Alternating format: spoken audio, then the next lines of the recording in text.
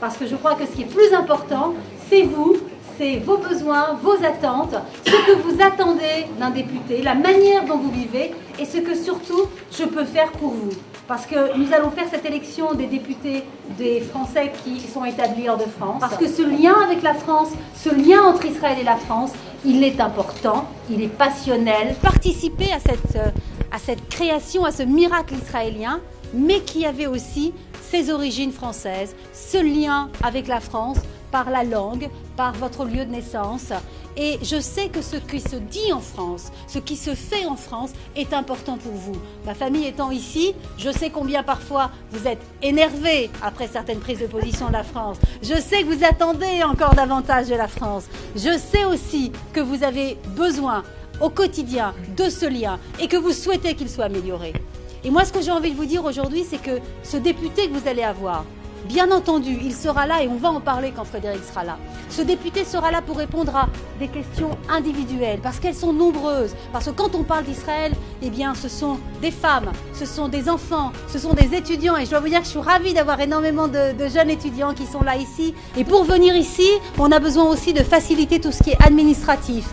On a besoin aussi, eh bien, de se sentir soutenu pour tout ce qui est papier administratif. Et puis, ils auront aussi besoin d'un député qui les aidera à créer des partenariats universitaires entre la France et Israël. J'ai eu cette chance cette semaine au Sénat d'organiser une conférence avec le Collège académique de Netanya, l'Université de Paris-Dauphine, l'Université de Sophia Antipolis. Eh bien, croyez-moi, quand au Sénat, la semaine dernière, nous avions sur cette estrade le drapeau israélien, le drapeau français, lorsque j'avais dans la table ronde que moi j'ai animée, le président de l'université de Netanya, le président de l'université de Paris-Dauphine, eh bien c'est pour moi la meilleure façon de lutter contre tous ceux qui appellent au boycott d'Israël. C'est par les faits, ce sont par des actions comme celle-ci que nous arriverons justement à relancer, à renforcer les liens entre la France et Israël. Et plus il y aura d'universités qui auront des liens avec ce pays, plus ce sera facile de lutter contre le boycott, plus il y aura d'étudiants français qui viendront découvrir Israël et des étudiants israéliens qui viendront aussi en France faire des études et qui enfin arriveront à casser tous ces stéréotypes qui nous énervent, qui nous font de la peine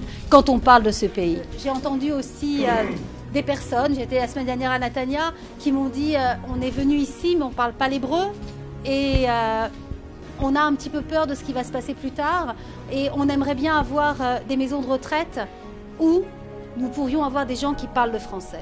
J'ai aussi entendu des couples qui, comme moi, de mon âge ou un peu plus âgés, qui ont leurs parents en France, à Sarcelles, à Paris et dans d'autres endroits, et qui me disent notre alia, elle est forte, elle est importante, mais nous avons ce problème parce que nos parents sont encore en France, nous n'avons pas la possibilité de les faire venir habiter chez nous, et nous aimerions bien les faire venir.